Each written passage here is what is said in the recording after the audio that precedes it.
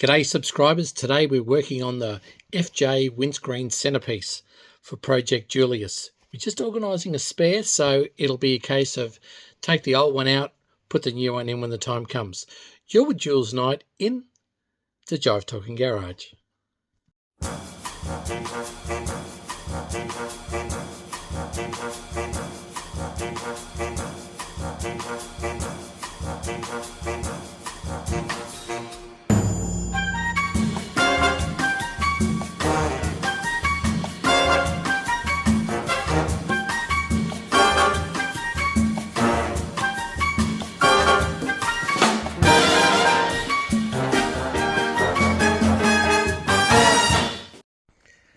So the piece that we're working on today is it's the bar that holds the windscreens up. So you can see here, so if I just put this on the bench, you can see we've got the day-night mirror in place, and it's this piece that goes in between the windscreens.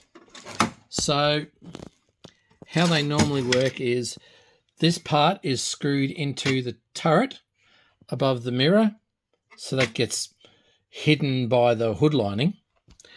And then this part down here, this has a piece of tubing around the slot.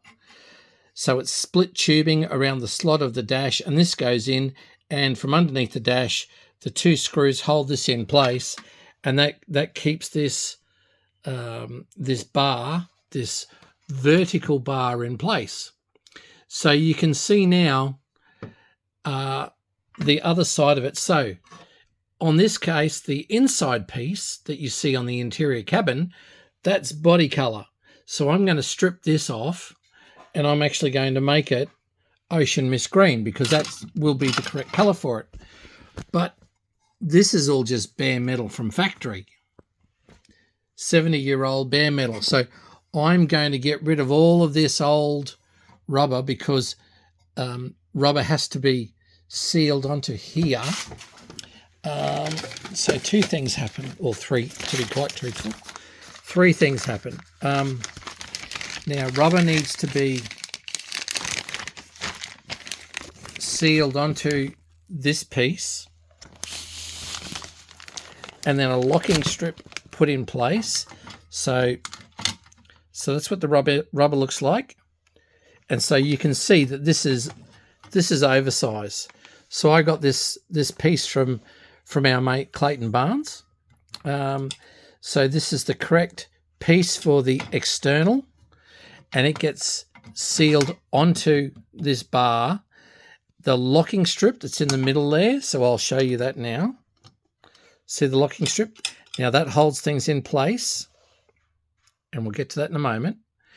And then after that, the external trim is put over the rubber piece that gets put along here.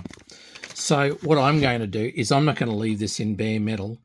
I'm actually going to prime that and put it in color just to protect it, because that's sort of, the right thing to do. It's good management to do all that. And also, while I'm at it, I've already started using a chisel, and I've gotten all this rubber down to that. So I will remove the day-night mirror that's on there. I will wire brush all of the color off, wire brush all of the material that's on here, plus also the bare metal. And then I will, once I've got that in place, I'm just going to hit it with a bit of steel primer, and then I'm probably going to do both sides in color, and let it dry, and then just put the thing away for when it's ready. So what will be happening, and the reason you need this, why it's so important, firstly, obviously, the mirror gets attached to it, but secondly, with these bars, with the rubber seal that's here, you can actually see that there is a void in there. So in this piece, there's a void that goes there. Well, that's where the windscreen, the edge of your windscreen, tucks into this, and then that holds it in place while you actually put the windscreen in. So this is a very crucial piece of kit to have in place so that you can fit your windscreens and also create that waterproof seal for your cabin. So what I'm going to do now is just do a little bit of work and stripping this and preparing it properly. So we've got the strip all done. I've given it a good sand, so this is the top.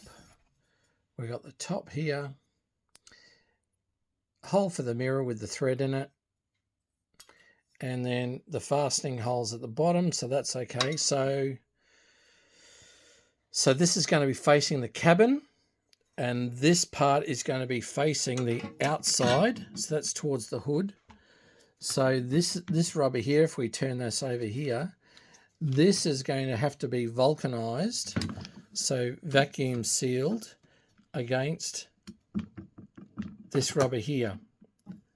So I've actually taken measurements of where the old one was, but the nice part of this is the nice piece about this is we have more material than what we need. So if we put that here to the top, you can see we go way past the bottom. So I'm just going to prepare it and then give it to the motor trimmer so that he can do the vulcanization and vacuum seal this rubber to this side here. So let's go ahead and prepare the metal now, shall we?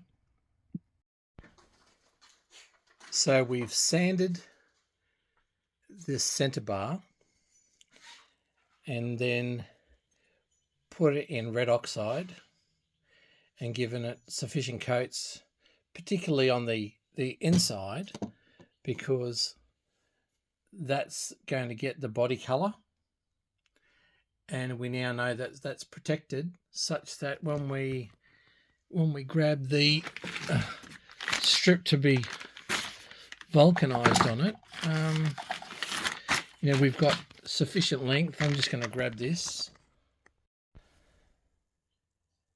so you can see the sufficient. We've got more than we need. So if that's together here, by the time it's because when it's vulcanized and vacuum sealed on there, they don't need the whole strip of rubber to go on there. But we've got more than we need thanks to Clayton. So yeah, that's terrific. So we've got the base, we've got the locking strip, and we've got the chrome cover. The chrome cover can be a bit of a problem getting on, so I might actually have to engage the Brains Trust to help me with that, because it's a bit of a bugger of a job. So the next thing for me is to put this side in color. So in my case, that'll be ocean mist green, but I'm not too worried about the underneath. That can stay in red oxide because that'll never see the light of day until my kids pull it apart, but I don't have to worry about that. But yeah, we're getting somewhere with the center bar now. So we have finished stripping the center bar for the windscreen center bar. So I've got a little bit of paint just to give it some protection on the exterior part. That's never going to see the light of day on it because that's going to have the center windscreen rubber vulcanized onto it, so that's fine. I've got a couple of coats on there to start with, so it'll get a few more. But this is my spare, so it just makes it easy to swap it out, and that way I don't have to take the original one out and then prepare it and keep people waiting and things like that. So sometimes it helps just to have a transplant, but I've got plenty of room while I put them down on the bench, so I've probably got easily 1 centimetre more material for the entire length of it, so probably Gee whiz. Yeah, at least 75, 80 centimetres extra, so there's plenty of room there. Now, I noticed on this one that when I took the vulcanized rubber off it, the rubber came down to here and then stopped for the hole, and then after the hole continued down to the very bottom. So I'll talk to the upholsterer about that. I'm going to get him to vulcanize everything, because there's only so many things you need to actually do. Sometimes you're better off letting other people just do their job instead of trying to do their job for them.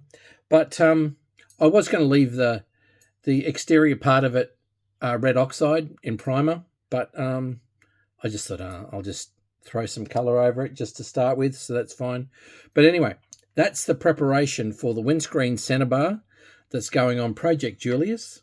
Just another little job coming out of the Jive Talking Garage. Don't forget, share, like, and subscribe. But more importantly, enjoy your Holden.